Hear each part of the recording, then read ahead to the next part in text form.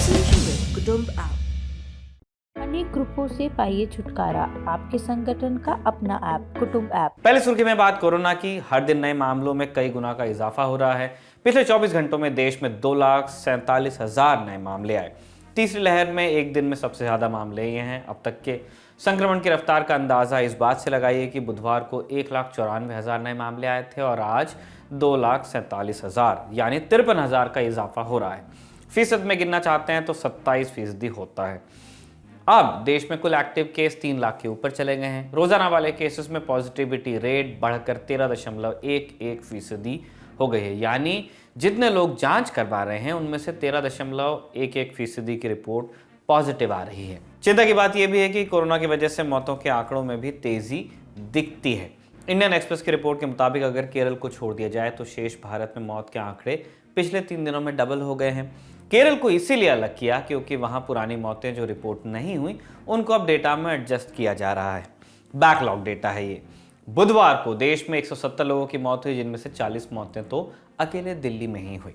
तो कुल मिलाकर ये सब खतरे का दायरा बढ़ने के संकेत हैं। कोरोना संक्रमण पर पीएम मोदी ने आज मुख्यमंत्रियों के साथ वर्चुअल मीटिंग की।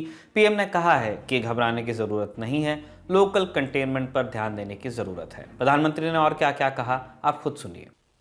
पहले जो वेरिएंट थे उनकी अपेक्षा में कई गुना अधिक तेजी से ओमिक्रॉन वेरिएंट सामान्य जन को संक्रमित कर रहा है।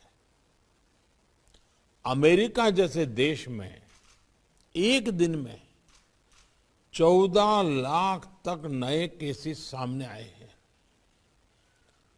भारत में हमारे वैज्ञानिक और हेल्थ एक्सपर्ट्स हर स्थिति और आंकड़ों का लगातार अध्ययन कर रहे हैं।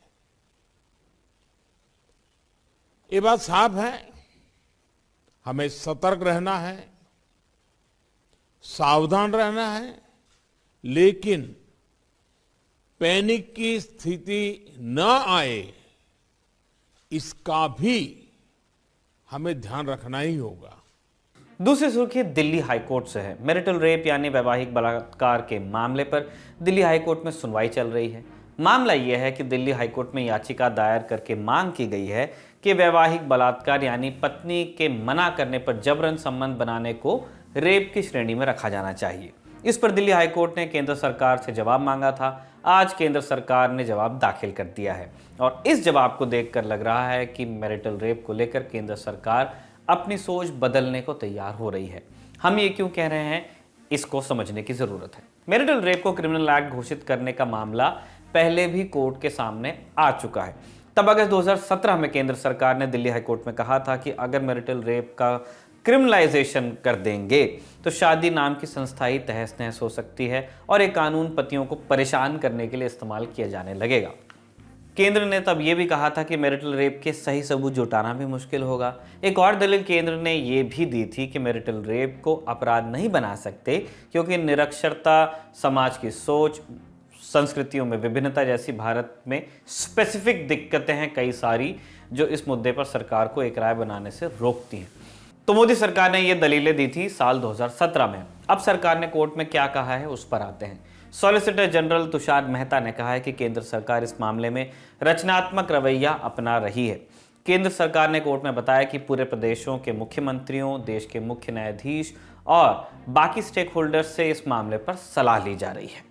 मतलब यह है कि अब मोदी सरकार सीधे सीधे वैवाहिक बलात्कार को अपराध बनाने के न खिलाफ दिखना चाहती है न उसके पक्ष में। अभी चल रहा है वेट एंड वॉच और सबके सुझाव लेना चाहती है सरकार, उसके बाद अपना जवाब दाखिल करना चाहती है। तीसरी सुर्खी चुनावी राज्य पंजाब से है। आम आदमी पार्टी के मुखिया अरविंद केजरीवाल ने कल कहा था कि वो चुनाव से पहले ही मुख्यमंत्री पद के उम्मीदवार का ऐलान कर देंगे। आज आम आदमी पार्टी ने हेल्पलाइन नंबर जारी कर दिया है।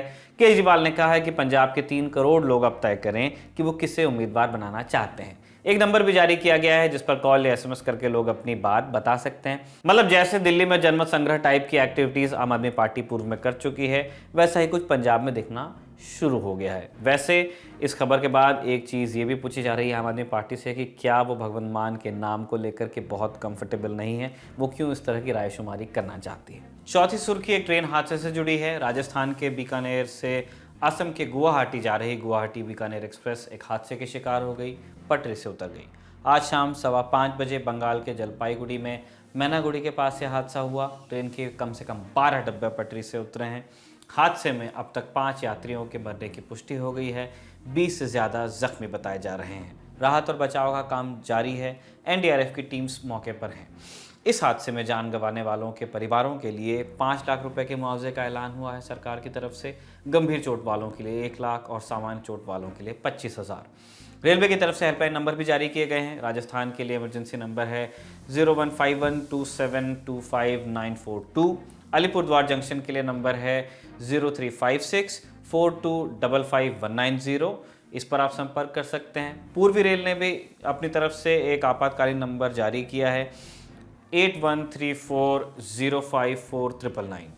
अगर आपका कोई अपना इस ट्रेन में सवार था और उनसे संपर्क नहीं हो पा रहा है तो आप इन नंबर्स पर रेलवे से संपर्क कर सकते हैं। 5वीं सुर्खी हरिद्वार से खबर आ रही है कि धर्म संसद में भड़काऊ भाषणबाजी के मामले में उत्तराखंड पुलिस ने जूना अखाड़ा के महामंडलेश्वर यति नरसिंह महानंद गिरी को हिरासत में लिया है।